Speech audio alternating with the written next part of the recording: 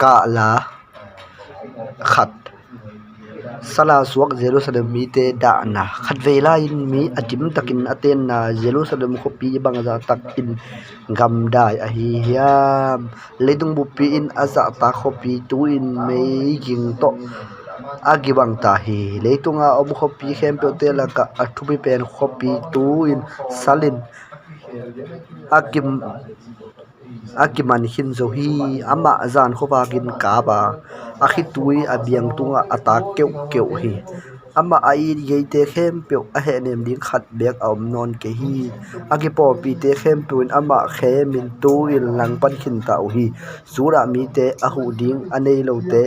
selate bangin ainu pan in ki hor khia hi amau te gam danga te ngwa amau gam ding a om ke hi kalte in chi wa asu ta khaina ding lampi om ke hi ni siang thoni chiang in pasien abeding in biagin pia kwa ma apai non ke hi tola ya lasa nu mei te in kimna thuaku a siambite ata u hi kho kong pia kwa ma omnol lowa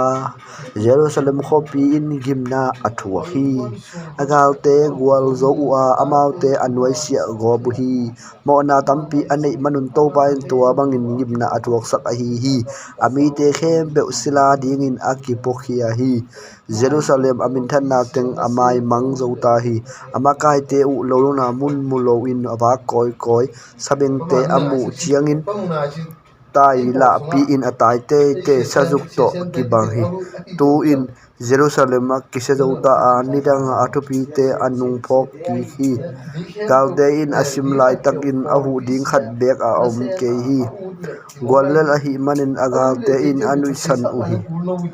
amin thanna teng be ta hi wak tangin au mai hi manin amai zum hi thumin tawa azum man in amai ahum hi Jerusalem in amo na lian bola hi manin akiwai ma hi akiwai na teng ki mukhepa hina pi gimna thuang ding a hi lam all mo ton ke hi to a hi manin gimna thuang na lian lo ma a kwa man a he nem zo ke hi akal te in zo a hi manin to pa kianga happy na again hi akal te ane yalam khem pe alak sak mang khin hi begin pi sunga lut a to pa in gilgala pai ding a phal lo na muna lut u amu hi about athum kom sain anek ding zongin apai khia u hi anun tar theina ding un asuma payo anna khe u hi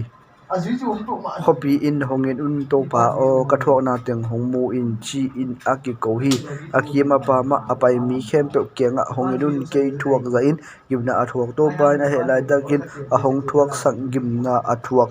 keilo gal midang kwa ma om lo hi chi in aki ko hi ama in ban tung pan in mei kong hong ke suka kasunglam a hong kang hi ama in tha hong si a og leila ka ki pu hi tua bangin na ka thuak ton tu hi ama in kamo na khem to avek pi in chamte a to te hen in lom khasua in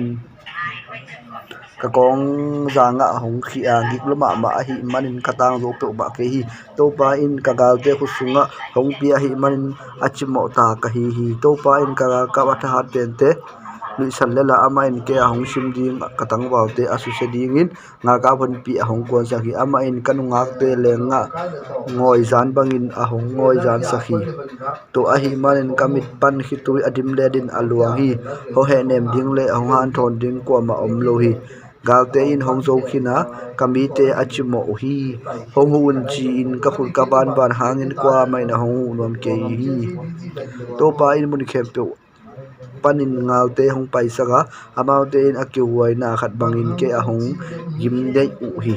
to pa aru tang a hi bahayam chile ke main ama thu amang lo ka hi mun khem pe a om mi te o ka thungen te hong ngai un ka thona te hong mudi un khang no nu mei te pasal te salin akipokhia hi kakipor na te kakisap sap hangin kakipor pi te ka sap sap hangin ahu nom ke u hi kanun dang ding u an aka chon na lam un siam te le makai te kongjing laka ashi u hi to pa o kathona te kalungim na te hongin in kamona hangin da ma ka hi manin kalung sim akitam hi kong jing laga kitha na om a in sunga jong si na ma a om hi kataw na honga in ke ong he nem ding kwa madam om na lo hi gimna nong thuak sak manin kangal te lungdam lua u hi nani chiam ni hong tung sak illa ke thuak bangin kangal te jong thuak sakin agil lo na hangun amau te tunga thu khen in kamo na hangin gimna nong piang ma bangin amau te jong gim pia in gimna ka thuak manin kataw tawa kalung sim agim ma mahi Jerusalem mi te da na pasien bol to pai na he manin Jerusalem khopi amial chip sakhi avan tung min than na tengu kisian na asok sakhi amma in a he ni in abiagin pinangot asu hi to pai in juda gam a khopi khem to happy lowin asusia hi ama in ngal dal na te kul pi te kem to balzan gobin angam le agam puk te amai jum saki a he na to Israel te tha na te ahong suk sia sa goma galin ahong sim chiang in ama nei te hong nom ke hi mai gwang to ki bang in eite lang khada hong panga na khem to asusia hi ama in ngal te bang in athal pi to hong ni ma ilungdam na ting le ikasak thai na ting ahong tha khit sakhi in sung chia da a he na mei kwang imu hi to pa in gal te bang in Israel te asusia hi ama in kut bi te le akum pi in te susia in anusia hi ama in abei thailo da na zura gam sunga atung sakhi ama in biang na biagin pi azan gop sakhi ama in biang na ni siang tho ni le sabat ni te abei sakhi kumpi te le siam pi te in ana anase ama he na athua kho bu hi to pa in asiang tho biagin pi le abiang na taw de no lo wa biagin kul pi gal te asu se sakhi lungdam na to ama ibiang na muna amau te wol zo ina ki ko hi Jerusalem khopi akipuk ding to pai na ngai su sa hi avek pin akisekhin ding in ama in ase sa hi taw sang te le ku pi te tu in kisekhin pik pek ta hi ko kong pi te chim ngobin le in vuk chip a kong pi kal na zol te akitan go phi kumpi bale million te salin aum khinu hi thu kham ki no lowa kam sang ten pasien kyang panin mang amunon ke uhi Jerusalem putek te paulo in leila ga tu wa da na lim la na in pon ham pi sirin alu zangu levui abu uhi Jerusalem nungang no te akun gel geluhi aka kana amit par ngop ta a alung sim gim lama mahi kami te akisian na hangin da in hu samin ka ba ngop hi na wang te le nungak te kongjing laga sibu uhi gilgil dang ta gin no chin akap kapua aliam abai bangin kongjing teng ap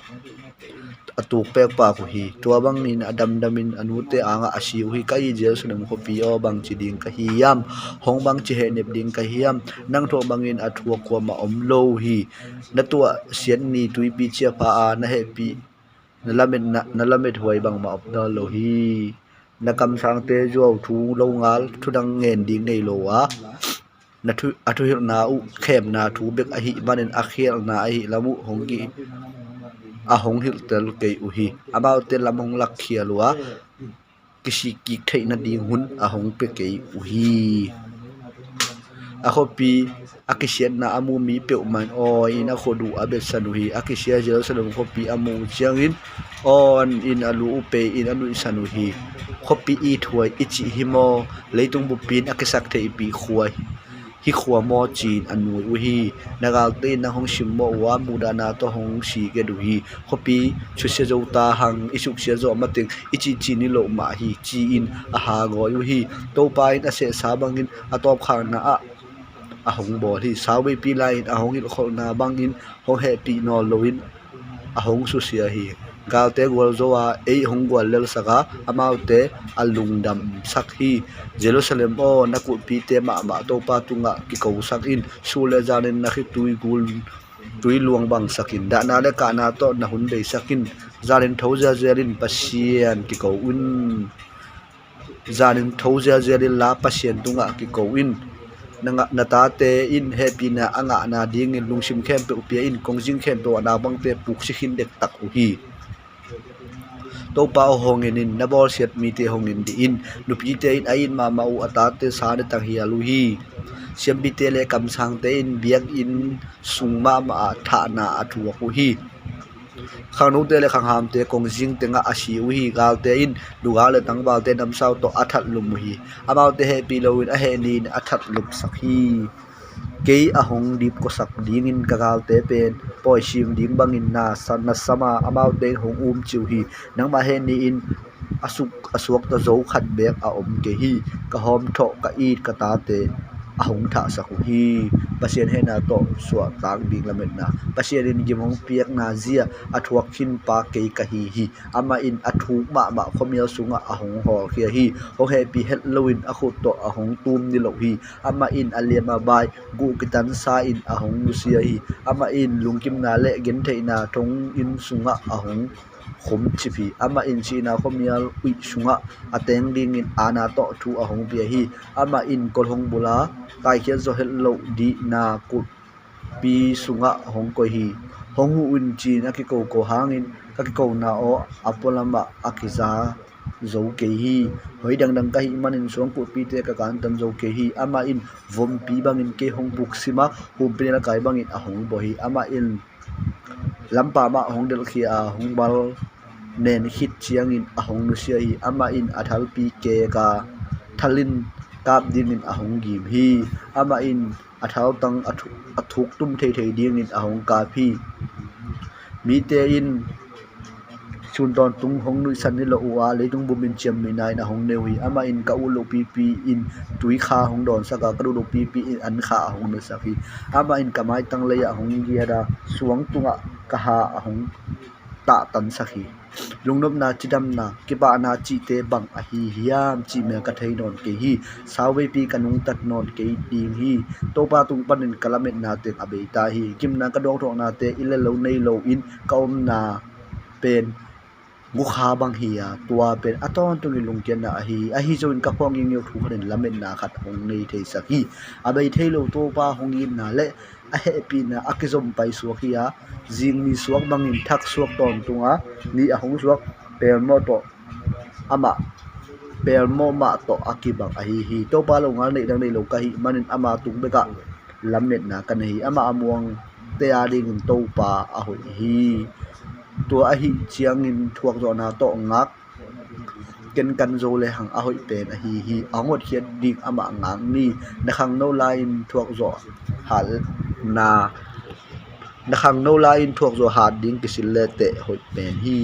gimna i thuak chiang in dam takin thui dia den thuak lo di hi labet na ding om thei la hi manin pun hoi dek lo hi kwalin bo sen na thuak tale hang tua bak a om lel ding a hi to pa in he pi na nei a hi manin hong ni la pai so lo di hi da na hong thuak sak thei khadinga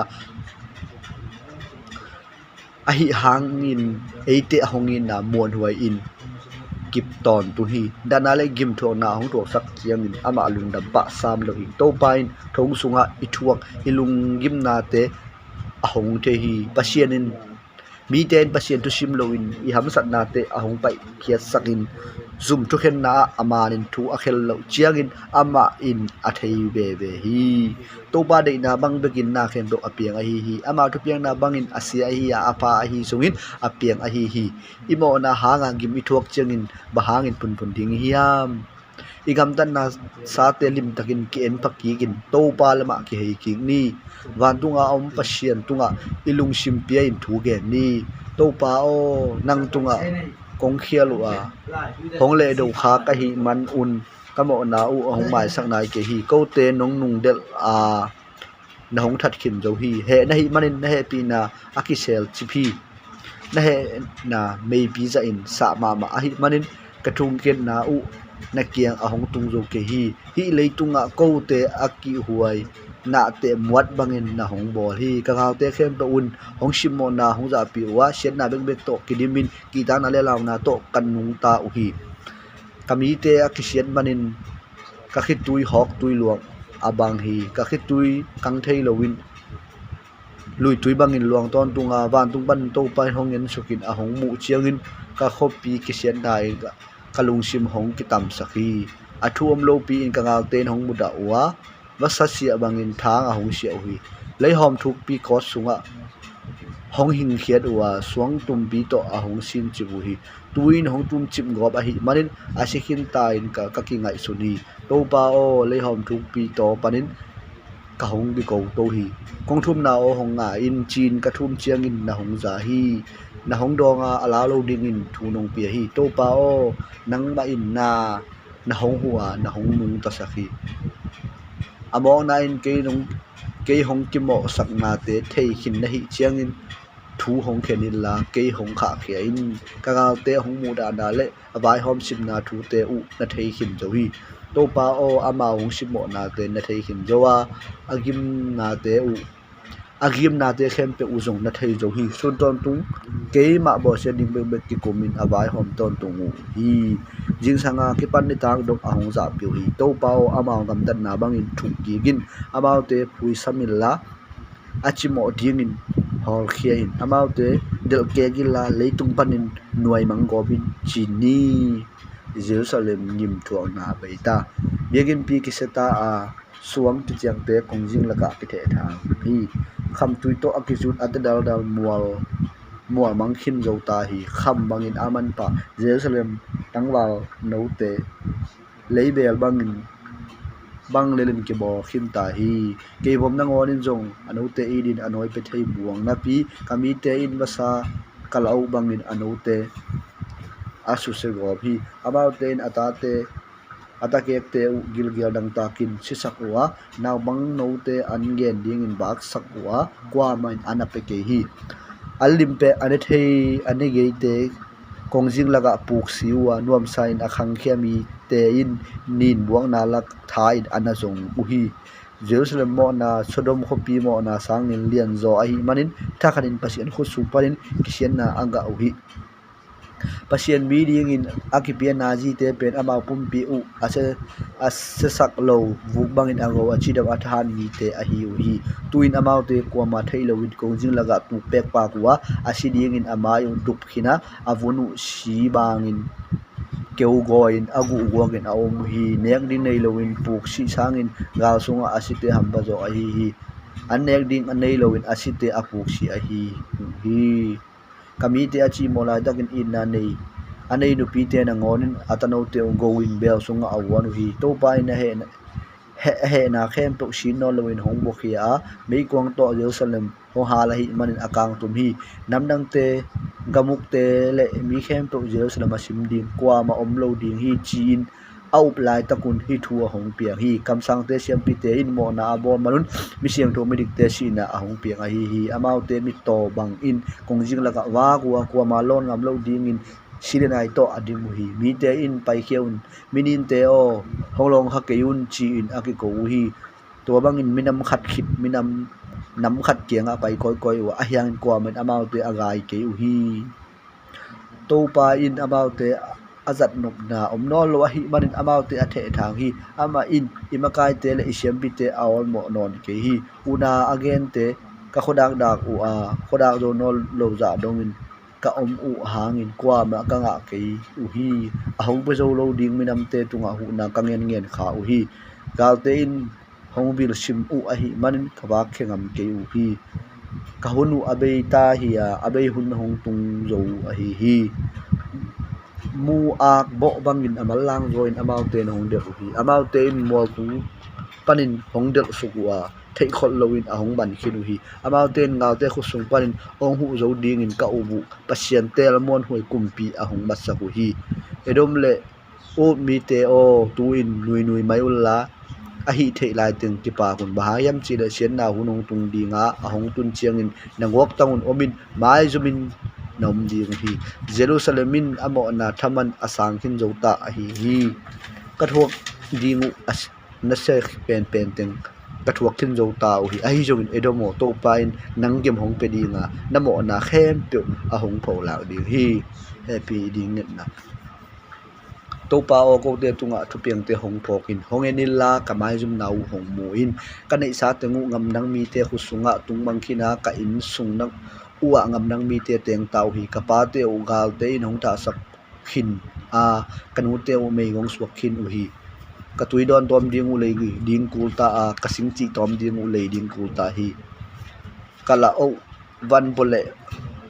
lavan puwa bangin nak pi takin hong ki hol gop hi yum ma na pi tong ang ding hun hong ki pe ke hi kanun tak theina ding un Assyria le Egypt te kenga aningen ding in kapai hi kapu kapa te un mo na bola hi man asikhinu hi amau te mo na ko ten ka thuwa ku hi silate sangin aza pi wai zomi te in ko te honguk ta zen wa amau te khusung panin kwa mai a hongon zo ke hi ngam sung khem pewa minam misuam te dim a hi manin lungkham zen ma in an zong ding in kapai u hi gilgel wan manin chisain kanat tunwa kapum pi u mei am sa abang hi zayon molle jura ngam sung khem pe a kaji te u kanunga pe hong ki bon sakhi makai te khem pe hong ki khai lup saka kapotek te u a hong ki tusim sak ke hi tangba te sila bangin ana to an ki ngoi saka na bang no te sing ki tom sakin alel pi pi u aki po saki potek te khopi kongjing a tuno lowa khang no te illa asanon ke hi lungnam na khem pe be mangta a lungnam na khem pe lungkham na asuak ta hi kisat theina ding bang ma omno lowa mo hi man rim na I thu khi ilung sima ma china en hi tu luang in khuwa hung sak thei ke hi zen muan gam dai ta a kinu sekhin a hi manin se al te ba koi ko hi a hi hangin to pa o nang na hi da ton tu in kumpi na hi ya run top do in no pai so di hi bang hangin sawi pi hung tu pam pai na hi yam ko te hung pok ki no lo tak pi ding na hiam to pa o ko te hong kai khom ki gin abe sa sawi pi lai ma bangin hong thak sok sak ki gin câu te hung neo ton tung tak pi ding na hiam na he na in chang dan hun nei lo ding a hi hiam